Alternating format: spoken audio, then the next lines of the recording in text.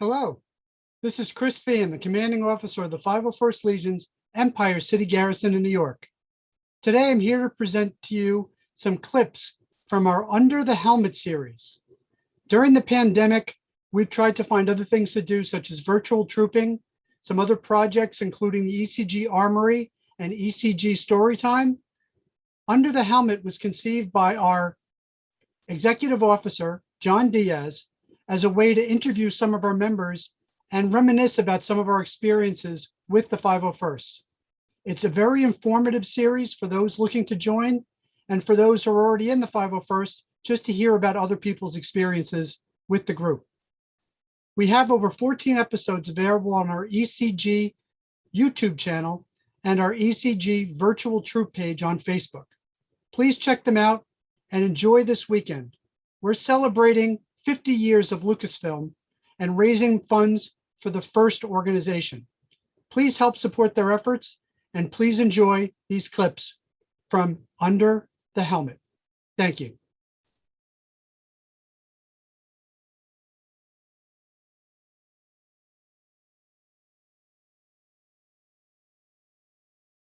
I've been into Star Wars since I was 6 or 7 years old.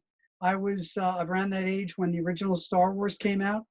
And as with most people and most kids at that time, it blew my mind. I mean, after I saw the movie, everything in my life from that point forward pretty much revolved around Star Wars. What figures I was going to get for Christmas, what my Halloween costume was going to be, what comic books I was reading. Everything was Star Wars. And it wasn't until, my adulthood years later that was kind of rekindled when I discovered the 501st Legion. I would go to a lot of conventions, creation conventions in the city, the Icon Convention on the island, and just other various comic book shows. And I started seeing these guys in these Stormtrooper outfits and other Star Wars outfits at some of these conventions. And at one point, I was at a convention actually dressed as a colonial warrior from Battlestar Galactica, because I was at that time in like 99, 2000, I was involved with the Battlestar Galactica fan club. I was actually the president of that for some time. I was really intrigued when I saw the Star Wars characters. I'm like, wow, I've never seen anything like that in, face to face in real life, seeing a pretty accurate Stormtrooper. I actually followed one of those guys back into their changing room and said, listen, I'm sorry, I don't mean to come back here. I know I'm not supposed to be back here. I just want to find out, where do you guys get the costumes and what are you doing? What is this all about? And I actually was speaking to Ruby Renesco, who's been a longtime member and an old friend of mine now. And he, kind of started showing me his armor. He was showing me some of the parts of it. And he was explaining to me, how they put it together and how I could get in touch with somebody who was making some of the parts for it, that I could get it together. And I kept in touch with him, and I kept in touch with some of the other folks I met that day at the convention. And I was all jazzed. I was all ready to go. My grandma always had the Star Wars movies on VHS, and she showed them to me very young. And for the movie theater for me was when they redid the original trilogy, and then of course when they did the prequel trilogy. So for me, that was my Star Wars movie experience. But I was in love with it. I remember I really got into the toy collecting when the Revenge of the Sith figures came out with the Darth Vader packaging. I mean, I still have all of them till this day. I was collecting figures like crazy. So I just really, really got into Star Wars. And one Comic-Con, I remember, just like you, seeing these guys in Stormtrooper costumes, being amazed, like, how do these people have these movie-accurate costumes? Where did they get them? So I was too young at the time. I think I was like 16. So I remember just following these guys. I remember when they did the Rose Bowl parade and I saw that stuff. And I would just follow them around every time I could, or at every convention, or whenever they did a event in the city. Until I worked for a company called Kid Robot, this toy company, and we did an event for this Star Wars-like toy that was coming out. So my boss was like, how can we get more people to come to the event? And I was like, hey, there's these guys, the 501st, and I'm sure if we donate toys and stuff to charity for them, they'll be more than happy to come for the event. So sure enough, we got people to come, and I did the same thing. When they were changing and getting dressed, I just sat right next to them, didn't care, talking their ears off, and it was Dan King, who's still in the Garrison till to this day. And I'm sure I annoyed that man to no end and messaged him nonstop until he pawned me off to the GMLs, and I met John Hopper, and then John Hopper put me in the right direction, another longtime member. My daughter Colette, we had done a little bit of cosplay at Doctor Who conventions, and my oldest daughter, she was getting into anime and really getting into the cosplay at different cons. So she's like, hey, Eternal Con's coming up. It's over at the Cradle of Aviation Museum. Can you take me there? Blah blah blah. It's like, yeah, pack the family up. Let's go. So we parked the car. We're walking up to the front entrance to the Cradle, and there's some Star Wars characters there. There's the TKs. We had some stormtroopers there and some biker scouts. And I look over at my girls. They look at me and they're like, "Yeah, we'll see you inside," because they've heard the stories over the years. You want to talk about a bucket list, moment.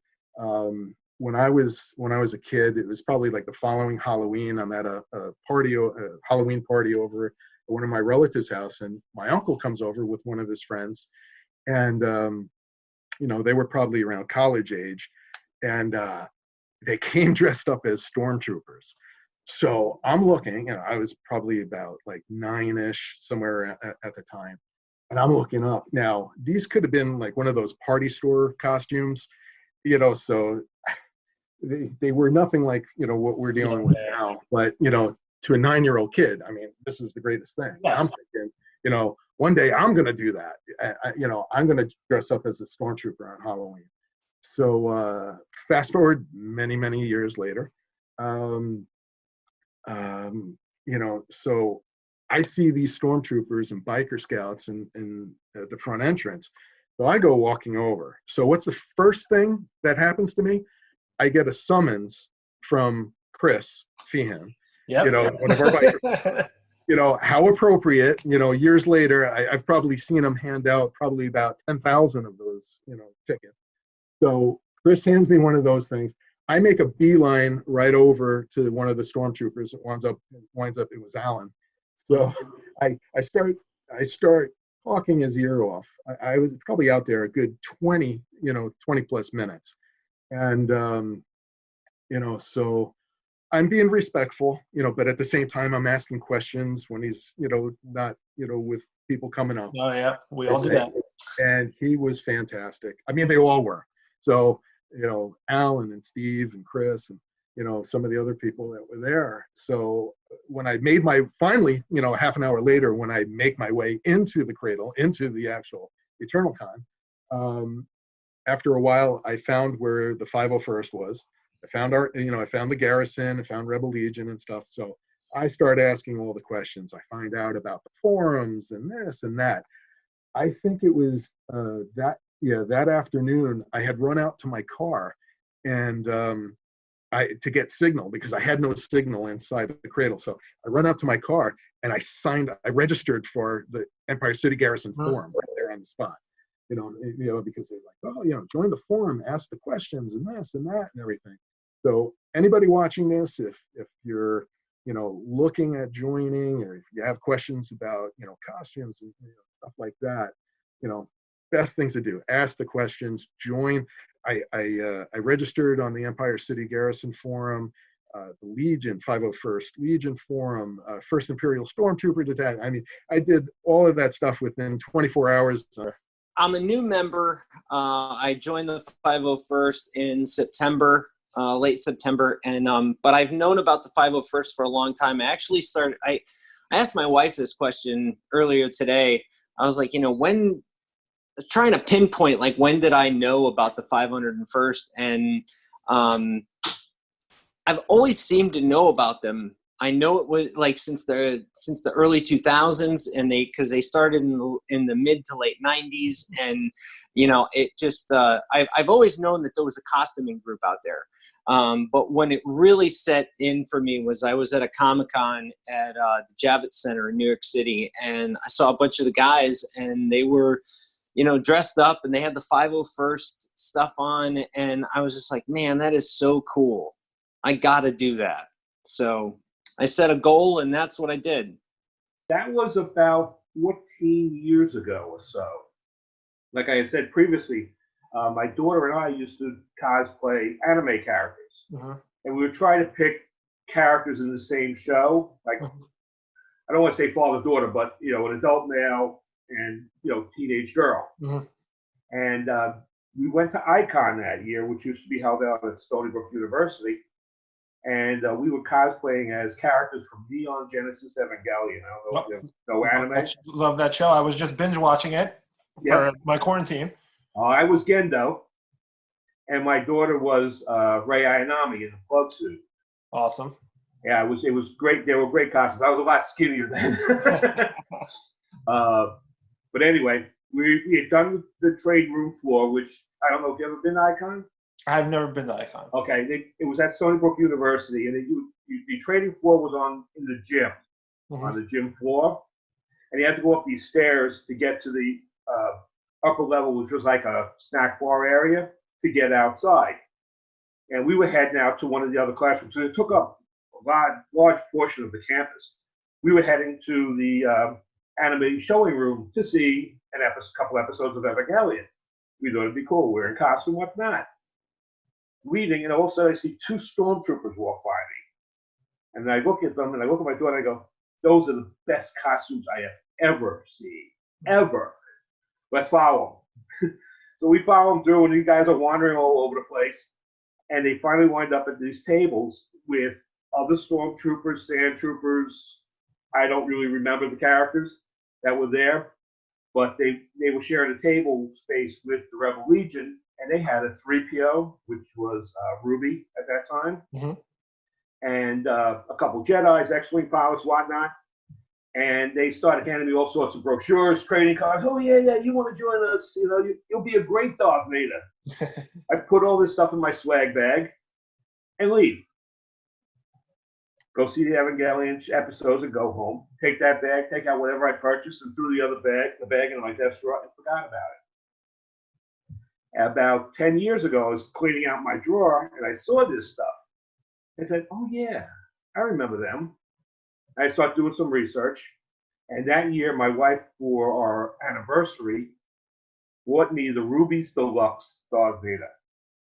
Now, if you know the Ruby, the Ruby Supreme, not the Deluxe. Ruby Supreme Darth Vader. And I thought I could get into the 501st Legion with this. Just put it on, I'm in. $600 costume. This'll work. Well, I find out that it's not even close to acceptable. Yeah. I made Ray for Halloween costume, and then you kind of go down a rabbit hole of doing the research and what are these boots and what are this, and you kind of discover these communities, and then kind of one thing leads to another. And saying I'd always heard of the 501st. I don't think you could be a Star Wars fan and not have some knowledge of the 501st, even vaguely or peripherally. So that's the same thing. I made the costume first, and then it just was, addictive. Like, what else can we make? Let's try making armor. Let's try making this, So my first one actually was the very basic, like, TIE Fighter Reserve pilot, just a jumpsuit and a hat and a belt and boots. Because I remember reading somewhere, and it was really good advice, make a really simple costume to get in, and then you can meet people and join the forums and start getting more resources, and you can build your next thing, which I follow that advice exactly, and I think it really helped. I was dressed as an Imperial officer. I didn't know anything about the 501st at the time. As far as I knew, the 501st was from Battlefront 2, and it was great, And so I went as an Imperial officer. My friend was Han Solo because he likes the Rebels. Nobody's perfect, right? It was a pretty, it ended up being pretty close to approvable because, but at the time I was just wearing it for fun. I had, so they did the march that year.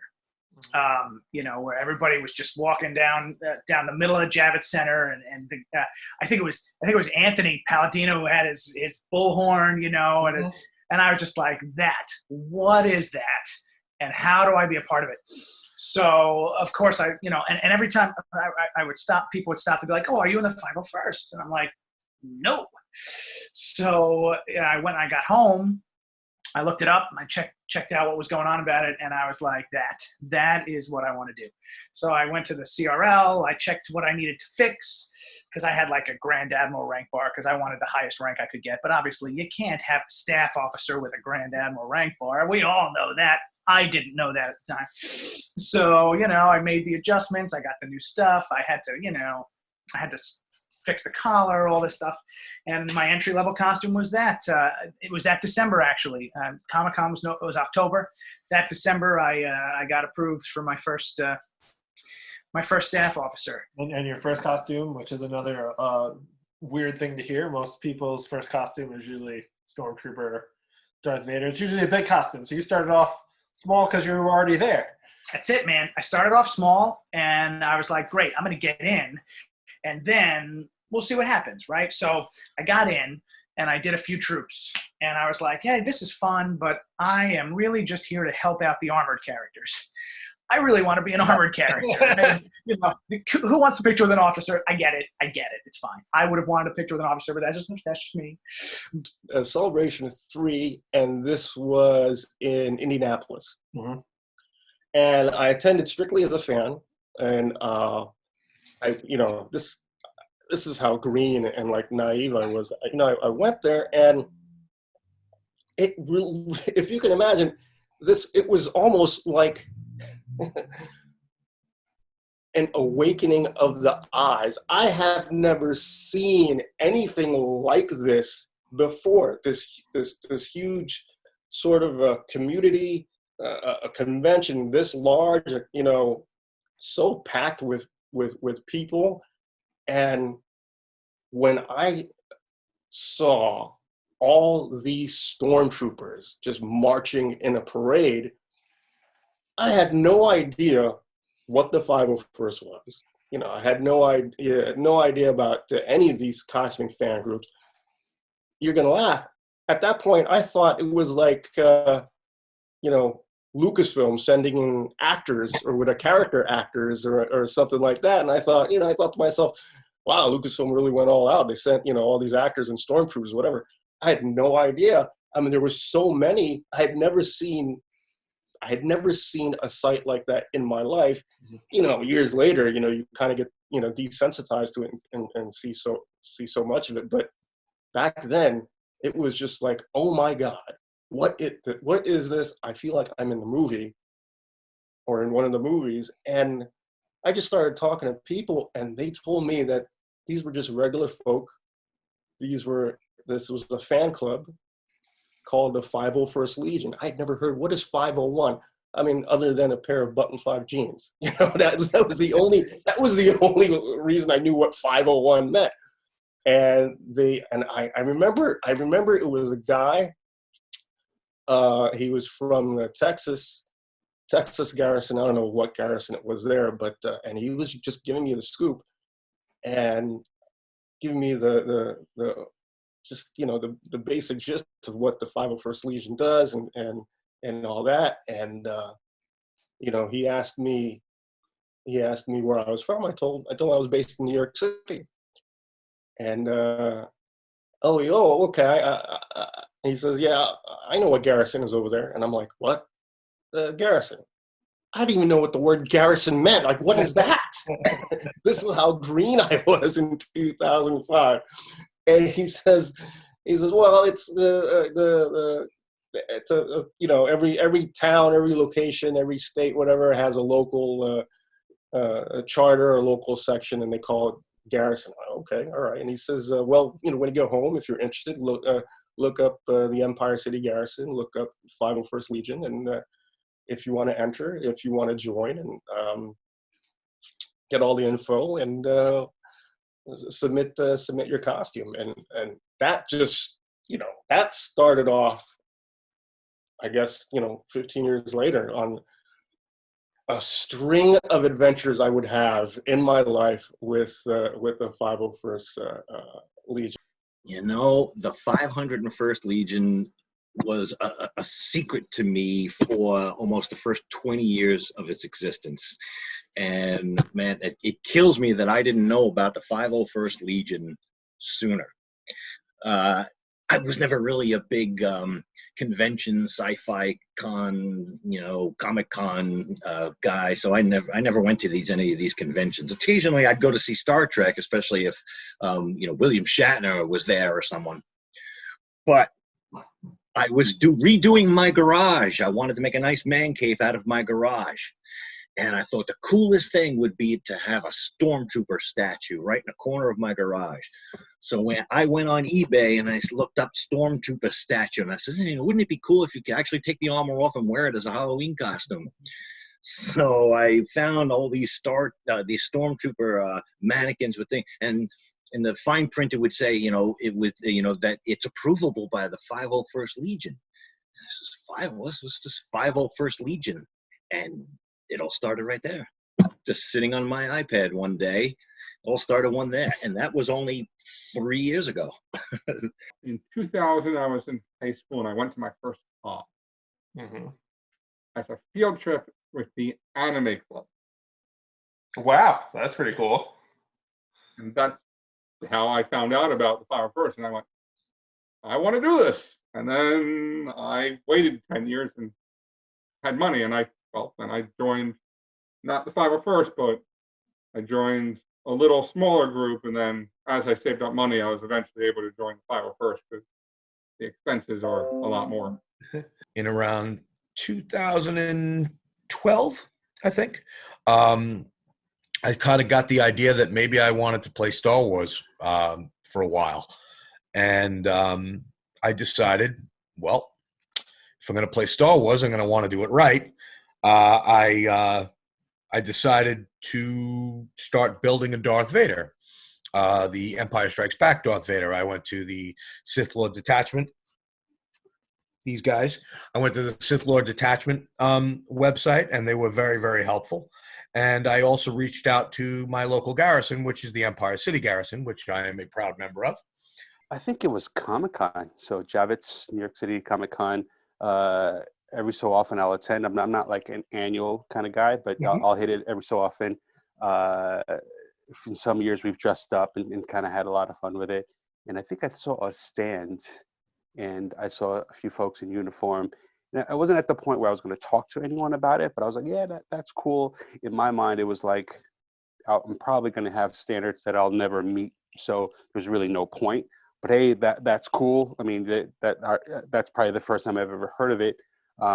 After that, once I started looking into like a costume and stuff, I started not even sure if I could do it, but it's sort of like that unachievable goal. You know what I mean? Like that's like, maybe I'll do it, maybe I won't. I'm no pressure. If I hit it, great. If I don't, that's cool too. So I think my first experience with the 501st was the Battlefront game and like the movie, because in the Anakin's Legion is the 501st, and I guess from that I spent an inordinate amount of time on Wikipedia, and I think through reading a Wikipedia article I found out that it was named after the real life Legion. I had never actually. I think the only time I had ever encountered the 501st in person was Toys R Us used to do those like Force Fridays when they were coming out, and they were at the Toys R Us in White Plains during one of them.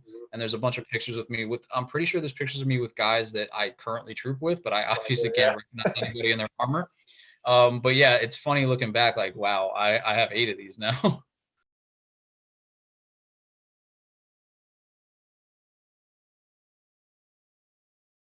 Around 2007, I really got involved. I started looking into getting the costume seriously. I started looking into places I could purchase the parts from some of the contacts I'd gotten through the 501st members who I'd met at that convention. And I was able to find, at the time, an outfit that was called an FX kit. And I was able to build it. Took me almost a year, between work and home life and everything, to source the other parts you need. The undersuit, the gloves, the boots, all the different parts. It took over a year for me at that time to find all the pieces and put it all together. And I finally got it together in April of 2008.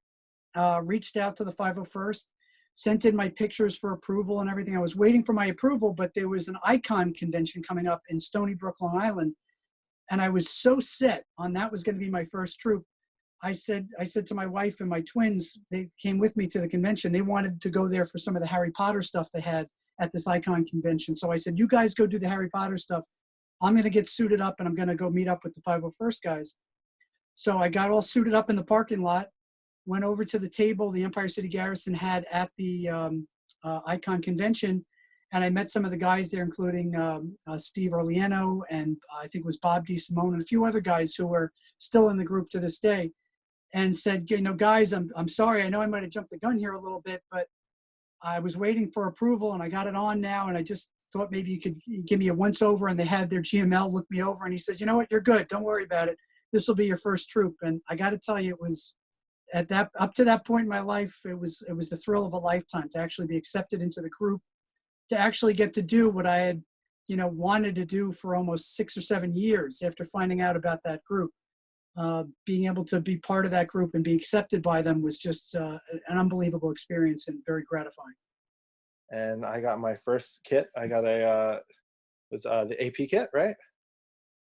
Yeah, that's actually a much more accurate kit. Yeah, I really did my research, and you know, I was young at the time, so that was a lot of money for me. So I really took my time and researched and picked out a really good suit. And unlike some people like yourself who is really handy and can put your costumes together yourself, I lived in an apartment, didn't have the space nor the talent to put one together. So John Hopper was very nice in helping me put my costume together and got me approved. And my first troop was the Intrepid Air and Space Museum, which was an awesome first troop and an awesome first experience. I had no patience at the time. I wanted a kit right away. That was in June. I wanted to be ready by Halloween. That was my goal, you know. So the best advice is do your homework, ask a lot of questions, be patient, and have reasonable expectations. Because these kits, you don't just go to a store and buy them. You don't just hit, you know, purchase on a website and you get it and you wear it. No, you're getting a kit and you're going through the, you know, the building process and all of that. And, you know, it takes some time. And, you know, gathering not just the armor, like in my case, Stormtrooper armor, TK armor, it's all the, you know, the accessories, your softs, your boots, your blaster, you know, and all the tools, you know, specialized tools that you may need. And also, like I said, you know, I was picking everybody's brain. I started going to, I went onto the forum, I looked at the calendar to see what events were coming up. I was probably going to 1 or 2 troops a month over that, you know, those first 6+ months. So at one point, one of the guys in the garrison, I won't say who, but you know, he's like, "Hey, here's that stalker." You know, I was like, "Oh no, I got stalker status." You know. No, don't worry. I used to do the same thing here in the city. Yeah, you know, and it was funny because you know, I'd be asking the questions, I'd be asking to take pictures and video. You know, I want to see how seams look, and I want to see how this goes together and that. You know, because when you get the armor, you know, it's a question of, okay, you can watch YouTube videos and there are certain instructions and stuff like that, but there could be little nuances from kit to kit and everything. And the first thing I did was I reached out to the FISD, the First Imperial Stormtrooper Detachment. They're great. Just a wealth of information and just a great group of people. And that's where you go if you want to, you know, build a original TK. And I learned a lot of stuff. Learned that there was a huge difference between hero and stunt, which I didn't know to begin with, you know. But now looking at it, I see, oh yeah, well, there's the difference, you know. But so I started there, and you know, I looked at all of the different manufacturers and builders and stuff and decided on a costume and bought it, and then just dove right in. Never sewed anything in my life. Never cut any plastic ever with a Dremel.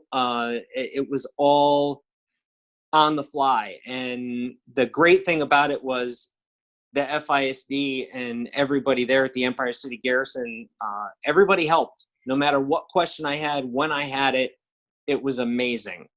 Researching, I did not find the Sith Lord detachment until after I was actually approved by Lou.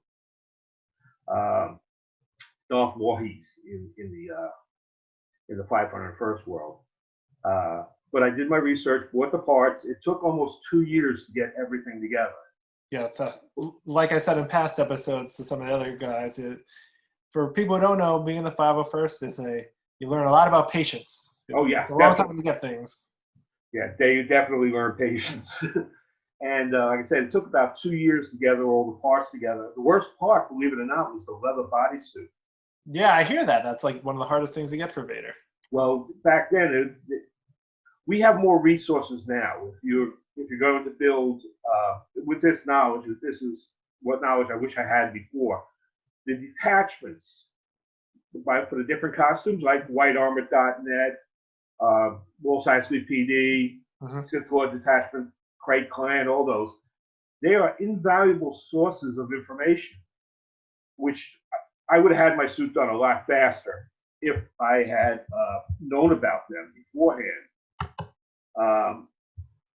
It would have been a lot less heartaches, and I wouldn't have had to replace basically everything on my suit.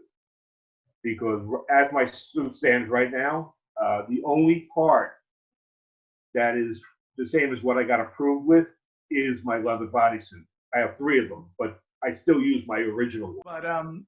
But so I'm like, you know what? I want to do an armored character. So my favorite was always the Royal Guard. I don't know why. When I saw those guys come down the runway, the ramp of the shuttle the first time, I was like, blew my mind when I was a kid. So I have a friend who's a seamstress. I was like, hey, what are the chances you could make this robe for me? So that's what we did. I found a helmet. I used the forums, right? I did the whole thing, and that was my next costume, the Royal Guard. And then it just kind of snowballed from there. And how many costumes do you have now? I have 8 approved costumes now, but in all fairness, 3 of them are really the TIE Pilot, right? There's the TIE Pilot, the Reserve, and the IC. So that doesn't really count. I have, what's that? Oh, I was like, I know, I have all those, and the gunner. See, you know what? Might as well rack up the numbers. So I have 2 officers. I've got the staff officer, and I have a Imperial Security Bureau ISB officer. I just like the white coat, thought it was cool, so went with that. I've got the Royal Guard, I've got the TIE Pilot, and the other 2 that go along with that. I have a Sand Trooper, and I have a Snow Trooper. Found the 501st Legion by looking for a Stormtrooper statue from my garage. So of course I went on their website. I saw all of the upcoming appearances, and I, like everybody, started stalking them in the shadows and just looking and just showing up and seeing what these guys did. How cool these armors, the armor looked, up close, and Ron Loris, our Vader, and was real friendly to me. This first troop I went to, had to be 10 degrees outside, and they invited me back into the room where they all changed, and Ron took off his helmet and started telling me everything about the 501st Legion, and I was hooked. I had my first Stormtrooper kit within a month or so, and it took me about a month to build because I was working on it every single night. And on July 1st, I did my first troop. So it was quick. I cannot sew. There are people that can sew, and more power to them. I can do leather work. I threw money at the project. I'm going to be real honest here. Oh, that's good. Had just started teaching, had just gotten was getting real paycheck. I spent money. I found I went on the forums, I did my research, I found everyone going, this guy makes the best tunic for Kylo Ren. So I went to them, and then this guy has the best boots. So I went to him, and I just went around and found what everyone was saying made the best parts, and I bought from those people. I built my Darth Vader. It's not an easy build. It's certainly not what people usually start off with. You know, you could start off with a stormtrooper, which a lot of people do, or with a Jawa or something like that. But I decided, you know, let's make this as difficult as possible and start off with the most difficult costume that you can make. Next to this guy over here, the Empire Strikes Back Boba Fett, which came later because, you know, again, Star Wars sickness. Turns out that I had taken the advice of the Sith Lord detachment and spoke with a bunch of people in the ECG, and I took my time, but did it really fast. But I like to think I did it right because Darth Vader is very, very expensive, and I was approved as a Sith Lord in July of 2013. And so I started looking more and more into it, and a lot of the folks that I spoke to on some of the Facebook groups with the build are obviously 501st, right? So I think that really warmed me up because that made it, for me, more achievable, knowing that the guys are cool, they were welcoming, they weren't like super geeky or anything, and like they were guys like me that were into it, and they were helpful and warm, and it just felt like a really cool community. And I didn't expect that because it's not something none of my friends are really into, so there was really no one I could turn to, so I had to go online. And I think the community was really what brought me in. I'm going to join the 501st, and I was laying in bed and I started ordering different armor pieces and had not a clue what I was doing. So half the pieces that I ordered had to go back. They weren't useful for what I was doing. I went through I ordered one TIE pilot helmet because my first costume was an Inferno Squad. I ordered one OT TIE pilot helmet, which doesn't work because the Inferno is a Rogue One TIE pilot helmet, which at the time I was like, what's the difference? Now I can like look at the movies and be like, ooh, that's that. It's like it's very strange to be able to just point at stuff and be like, ooh, I know what that is. But yeah, it was literally just me laying in bed like, yep, I'm going to do this. And then by November, I had worked on it most of the summer. And by like that November, I had been approved.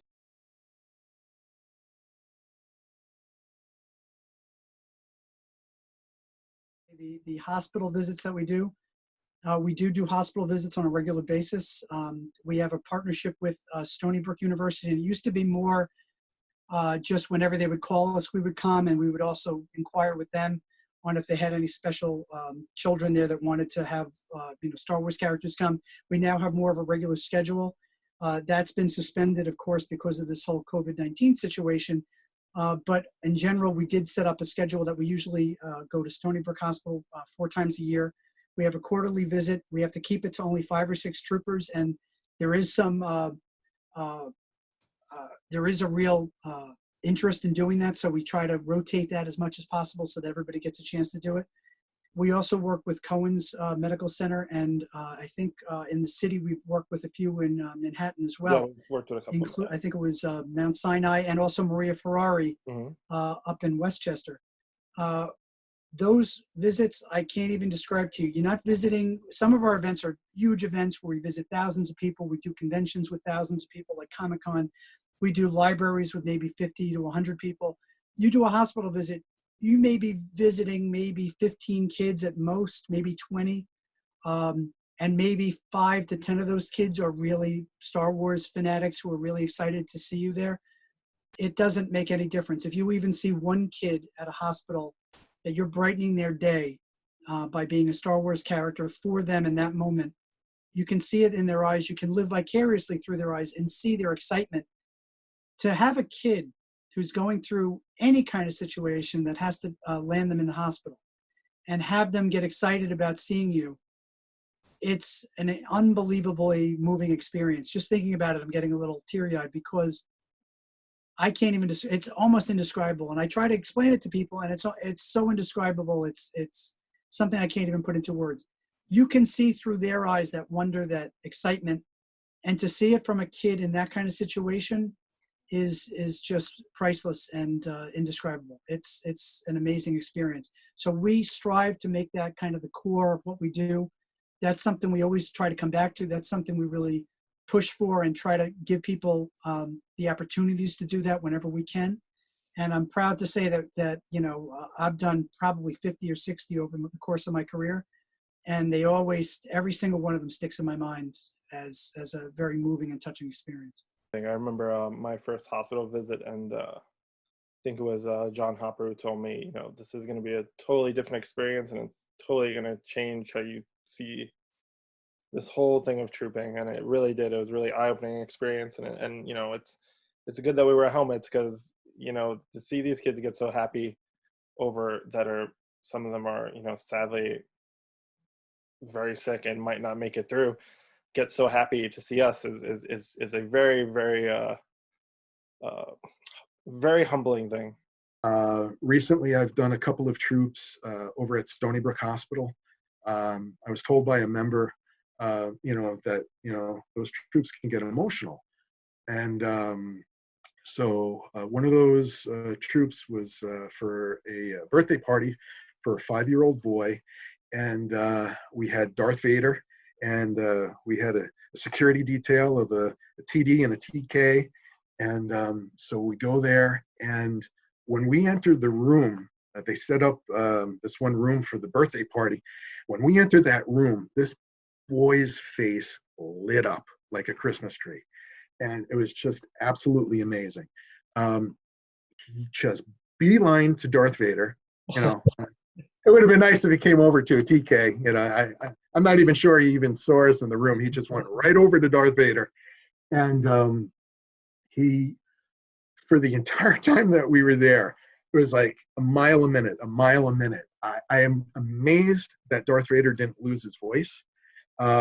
Completely amazed. It was just great. It was fantastic. But the part that really got me was at the end of the troop, little boy looked up at his mom, because she said, all right, it's time to go. He looks up at her, and with the eyes of a 5-year-old, he's like, Mom, do you think it'd be all right if Darth Vader could sleep over? Let me tell you something. It's a good thing I was wearing a bucket, because I was starting to tear up, right there, because, this kid, just the sincerity, and, he was having such a good time with Lord Vader. And, if we could have, we would have stayed there, But yeah, that was like that member said, they can be emotional, and yeah, that was emotional, rewarding, like you said. I'll never forget that troop. Yeah, the rewarding troop for me would also be, I guess, considered my pinnacle.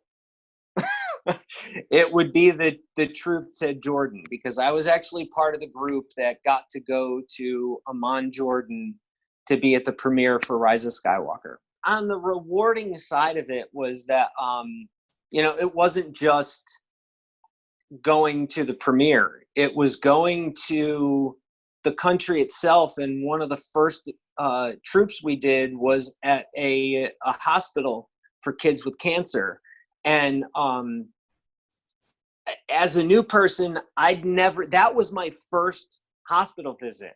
Always a great experience, the first and from everybody that I've talked to about those are always the most rewarding and great. And it was so amazing. But to be able to do that on a troop like that was even way beyond anything I've ever expected to happen. Hospital visits, they get you, they make you feel good and bad at the same time. You're sad for these kids, but you're glad that you're giving them that 5-10 minutes you're with them to forget about how bad they are. Yeah, sure. They're the most rewarding troops. I will never turn down a hospital trip. Mm-hmm. I will always do a hospital trip. as Vader. I won't do it as my officer because I feel the kids don't want to see a guy in a black suit. They want to see armor. They want to see Darth Vader. They want to see that sort of thing. Boba Fett, whatever. It's also a lot better wearing a helmet in those situations because it does. Oh yeah, because there are times you get teary-eyed. Man, I love trooping. It's like, you know, I try to do the small troops, right? Like I love doing the library troops. I love you know, doing the little street fairs and things like that. I live on Long Island, so there's a lot of that, especially in the summertime. And I'm a teacher, so in the summertime I have more time to troop. That's usually when I can get a lot of my trooping in. But I got to tell you, I did my first hospital this year. This was the first. Well, actually, it was last year. Now it was 2019. I did my first hospital. It was Stony Brook, and man, that is some powerful stuff. You know, seeing those kids and how much they love it and how excited they get. I mean, and then hearing them talk about it, it's just, that was super cool. Hospital troops, obviously. I'm sure everybody talks about our hospital troops. Yeah, we always get always hear hospital troops, and you always hear like Yankee Stadium or stuff like that as the two top for either end of the spectrum. Exactly. But I mean, as you know, hospital troops that's for people that aren't in this group and don't know, and you know, it's a very humbling experience. I'm sure you can explain. How is it over there in Jordan, the hospital experience? You know, it was a little different. It was a little different than walking around, you know, Cohen's Children's or Stony Brook. The children over there, obviously, you know, at that age, they weren't fluent in English. Most of them, 90% of them weren't fluent in English. And some of them didn't know what Star Wars was. So the hospital staff actually started playing the Star Wars movies and all of the lounges and all the community rooms and everything the day before, so the children could watch these so they wouldn't be frightened at us when we actually showed up. You know, so because, you know, not knowing who Star Wars was, and then, you know, Vader and 3 stormtroopers come walking in, you could get a little scared. So they actually started playing the movies and you know, just gave us a little bit of heads up. We obviously, like most hospital troops, we have to bring our guns home. Mm-hmm. We have to leave our guns home, I should say. We leave the blasters at home. But something was really, you know, something really hit home when the hospital staff said that we actually have some Syrian refugee children here. So it's so we definitely cannot walk around with the blasters on, and we'd actually appreciate it if you could pop off your helmet once or twice to let which is usually, you know, verboten when we do troops, but in this case we made an exception. Popped off our helmets just to, you know, let the kids, and we had no meltdowns. All the kids, you know, had great times. They enjoyed being with us and taking pictures with us, and obviously everybody knew what was happening, so a lot of the families had come to the hospital as well that day, so it was just a great big party. We did a lot of the rooms, and then we went to the big community room where all the families were, and it was just it was party central. We had a great time. The most rewarding has been going to hospitals, and it is absolutely the most rewarding experience that I will have with this group is whenever we go to the hospitals or we do the Make-A-Wish event. You know, actually, there was supposed to be a big Make-A-Wish event this week that was postponed because they were supposed to be granting a kid's wish. We were doing it with Disney. The kid wanted to go to Galaxy's Edge. They were going to bring him down there. We were doing a whole big reveal. Can't do now. But doing the hospital visit, just being there, and the whole time you're like focusing on these kids that they're sick, you know, they're in these beds for days, weeks, months. You think this lockdown is bad? Those kids would be like, did that easy. 8 weeks, that's nothing. Come back here in 3 years. I'll still be here. Like, so like the focus is, okay, I want to give each kid 5 minutes where they're not thinking about being in the hospital. You go there, you interact with everyone else, you interact with the kids, whatever you gotta do to make the kids laugh. I always bring a bunch of our swag, trading cards. I buy tons of patches when they're up on the forums, and I, give these kids prizes and stuff, and they smile and they laugh and they're happy. And Yeah, you it's go outside, and then you get in your car and you cry. You cry your entire drive home, but you do not cry when you're there. No, you can't. Smile. You make the kids smile. You make them laugh. You make them forget what they're doing, and you leave, and you feel like you. And that's when you put on the Kylo helmet so nobody can see you tear up. That's the joke I make, and everyone's like, "Why are you wearing the helmet to this one?" So I can cry the entire time, and no one will see it. Would be Jake's Jedi's. We kind of took on this kid in Staten Island. Jake, he was diagnosed with cancer, and they do this walk for life. And I'm happy to say that Jake has now beat cancer and is in remission and is doing great. But the whole idea of his parents set this thing up where he had no idea we were showing up, and he's if I had that kid's problems, I don't know. That was one of my first Boba Fett troops, and I try to make it every year when they have it. As different characters. One time I was Vader there as well, but just being able to support Jake and we kind of took him in as our own, gave him a bunch of stuff and, made him an honorary member of the ECG, and just, he's ours and we're his, and he beat it, and that's awesome. And, I'm humbled to be a part of that journey. And, I did one Make-A-Wish gig, which was really, really cool too. Very impactful, very insightful, because you get to see, sometimes you go to these places and you're good thinking that you're wearing a mask because you'll get misty, you'll get you'll get emotional about it, and you know what? They have no idea. So having that thing on behind the bucket is sometimes a really good thing, but I guess the third one, not that Make-A-Wish wasn't important, it was very, very important. But that was a little bit more structured, because there are a lot of rules and criteria to deal to be a part of Make-A-Wish. So I was happy to be a part of it.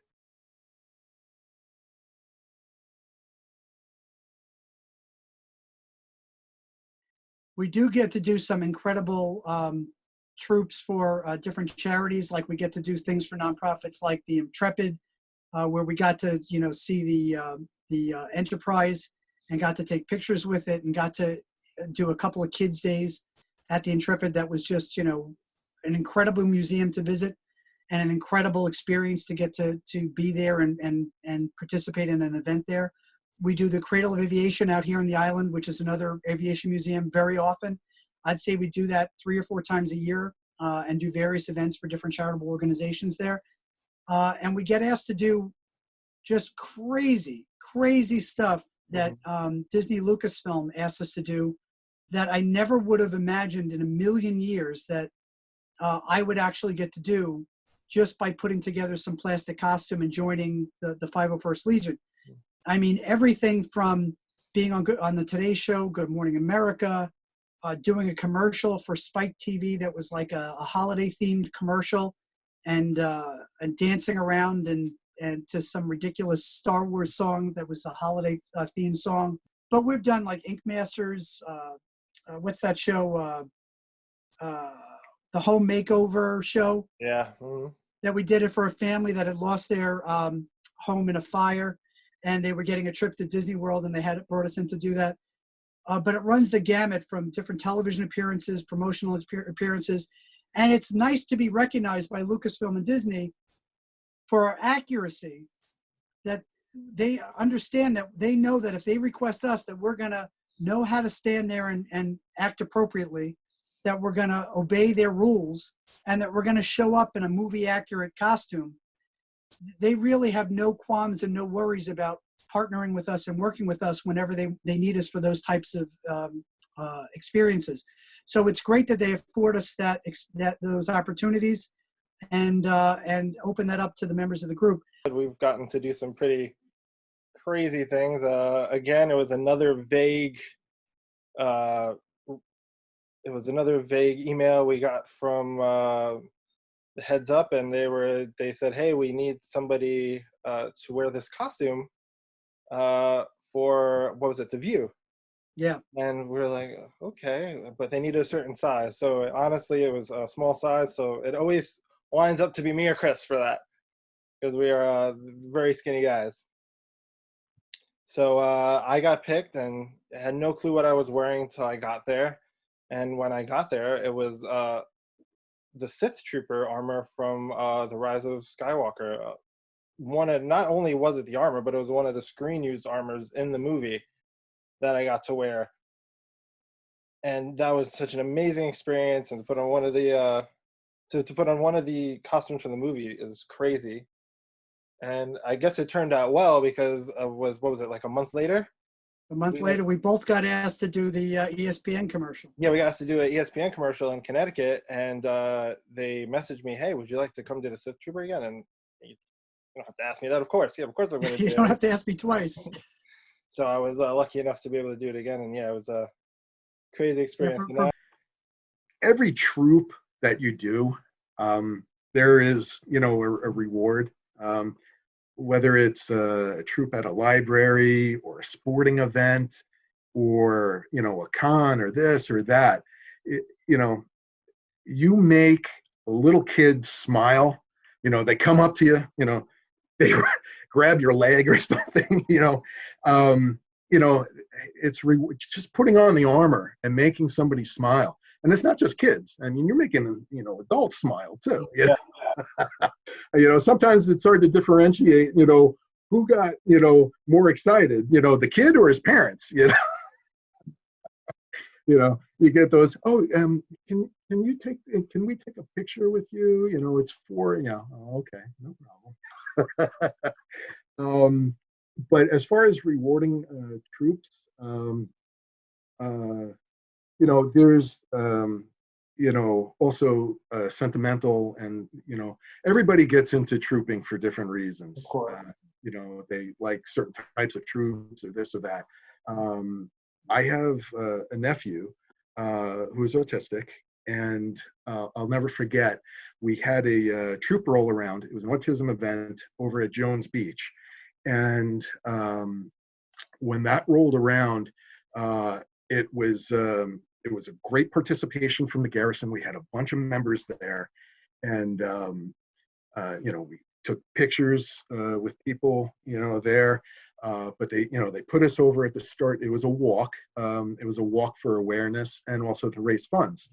And they put us over at the start-finish line, and you literally had thousands of people walking by you, and you're, high-fiving them, and they'll come over and, take selfies with you and this and that. And it was just a great event. I remember having, a real, great feeling. I mean, we have great feelings, at many events and everything, but that was very sentimental, and it hit home, for me, very rewarding. The first day, the day of the premiere, it was led up by the hospital visit. Then we went to a mall and went walking around a mall and took pictures in the center of the mall. And then we went to the mall that actually had the movie theater in it, did another walk around that mall with hundreds of people around snapping pictures and stuff. And then went into a movie theater that they had set up for us to get changed in. That was like our changing room, was like a movie theater that they weren't using. Mm-hmm. And so we were all standing around getting in our gear, and we had to wait about 45 minutes and then to walk out onto the red carpet. And it was just amazing. And then the next day after the movie premiere, so we were up till, 10 o'clock at night. We did 3 troops in a day. And then the next day we woke up at like 5 a.m, met downstairs and got into these 4-wheel drive forerunners and went out into the desert to see the filming locations, which was just absolutely amazing. My favorite trooping moment came just recently. I was trooping CP Nassau with Chris. That's a great organization, by the way, as you know. And we were doing a polar plunge. And this little girl is walking around with, I'm also a huge Jurassic Park fan, by the way. Jurassic Park is probably my favorite movie next to Star Wars. Okay. Yeah. So she's walking around and she's got this figure of a mesosaur on a leash and she's dragging it around. So when I asked her about it, I'm like, oh man, that's so cool. I like your dinosaur. She's like, it's a mesosaur. I was like, yes, that is what I want my daughter to be like. I thought it was the funniest thing ever. She's just walking around her mesosaur, happy as a clam. Coolest thing I've ever seen. You don't see that enough now in little girls, I find. No, yeah, it's hard. Yeah, so that's my goal. That's father goals for my daughter. I want her to be walking around a mesosaur on a leash. Thought that was the cutest thing ever. And I owe a lot of wonderful experiences being in the 501st. I mean, it just opened up a lot of great opportunities. Because of being in the 501st, I ended up being featured in, multiple TV commercials. In fact, you were in one of right? We did that Christmas commercial. Yeah, me and Chris were talking about that too on our interview, and yeah, it's crazy how every year people still post that. And you can go, oh yeah, that's me in there. And it was just, remember how freezing it was? Yeah, it was freezing. They had no place to put us. They just had us standing in the cold, like for a cup of hot cocoa. I remember that, but yeah, there was that. I did other commercials, being featured as a stormtrooper, and it also knocked off another, personal bucket list or wish list notch in my head. It got me to be in a couple times for a couple of years. I got to be in an official Disney parade at Disney World for Star Wars Disney weekends when they used to do that. Yeah, I remember that. Yeah. Yeah, when they used to invite the Garrisons to come, obviously led by the local Florida Garrison over there. But if you submitted your material, if you were from another Garrison, they would probably accept you. And I got accepted to join in March, with them. I get for at least 2 years, about 2 or 3 years, and that was great. I mean, I was burning in my armor in the Orlando heat, but I was in an official Disney parade. That was like amazing for me. There have been some fun ones. There have been some that are obviously really high profile, like being a stormtrooper on Yankee Stadium field and being able to walk out Ron Howard. Ron Howard was going to throw out the first pitch of the night. So a team of us stormtroopers got to walk out Ron Howard out onto the pitching mound, and that was just great. And then the year after that, being dressed as Darth Vader and being on the huge screen at Yankee Stadium, I should say your face, but it's not really your face, but you being on the big stadium screen. And then there's always down to the other end of the side of the spectrum with library troops. And like local street fairs and stuff like that, where you just get the little kids coming right up to you just in amazement, just looking at you. It's just surreal to them. And sometimes it's not even the little kids, it's the adults, it's the people that are our age that grew up but never saw a stormtrooper in real life. Nowadays you can see them in Disney, but not everybody gets to go to Disney. But just people seeing a stormtrooper in real life up close, it always just blows people's minds. I don't care how old you are. I got to have one of the best experiences of my life, and I don't tell my fiance this. Probably will be the best experience of my life. She actually got to do it with me. We got selected to go to the premiere of The Last Jedi in Hollywood. From all the work that we do in the group, we got selected by one of the groups to go and do that, and it was unbelievable. It was just being there, seeing the movie before, a couple days early, and just getting to meet some of the actors, some of these people that have, some of them, like, it's a job for them, and some of them have embraced so much. Some of these actors, they love the fans just as much as we do. Yankee Stadium. Yankee Stadium, because I'm a Yankees fan, and you get to go out on the field. And I know as a kid, I was sitting in the last row. I don't know if you kids know this, but going to Yankee Stadium is very expensive. So I actually had season tickets, a limited package where I was in the dead last row behind home plate, greatest seats in the world. A lot of people focus on everybody on the field level, and I was able to walk the field, and I was able to identify and wave and point to the kid that maybe his parents had to wait 6 months because it was Star Wars Day to save up the money to go to that. And I wanted to make sure that they were recognized and that they were appreciated. And, just to be able to see somebody's face light up. I mean, you're on the field, and you're looking up in the 300 and the 400 section, and you're pointing at that kid, and that kid's pointing back at you. And he's going to go home with a memory going,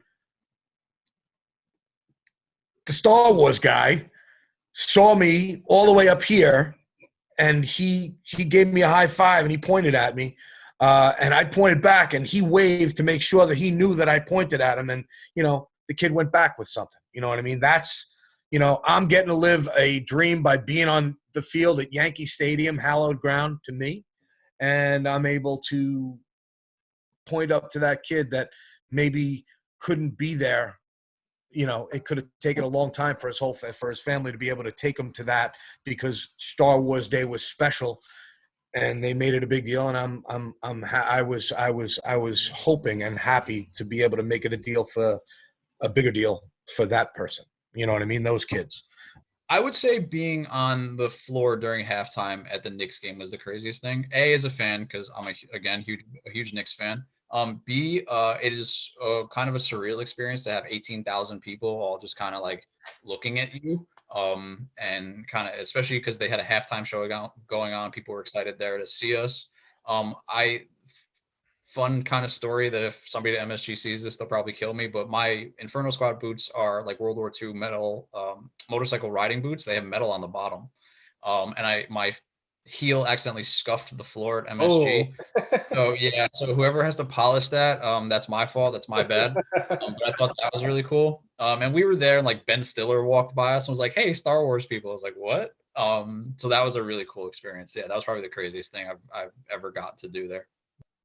Again, we're limited now, so it's not like there's a whole lot we can do, but I'm already starting to like jump in on some of the virtual opportunities. And I honestly thought I would sit back and kind of be a fly on the wall and wait before I would dive into that stuff. But I'm so stoked, more stoked than I even thought I would be, that I'm looking forward to kind of doing all that stuff now, hence why we're here. I think the biggest thing for me is just kind of going to these events and having fun with all the folks that are enthusiasts. A lot of the kids, because for the kids, it's like the magic is all still there, and I think that's part of what we tap into when we build this stuff, is that like kid-like enthusiasm. And, you see it in these kids, and I think it's going to be fun to tap into that. I mean, when I was doing stuff with my kids' schools for Halloween carnivals and stuff, we would dress up and we would do Comic Cons and just seeing the reaction from folks, and you feed off of that energy. It's a lot of fun.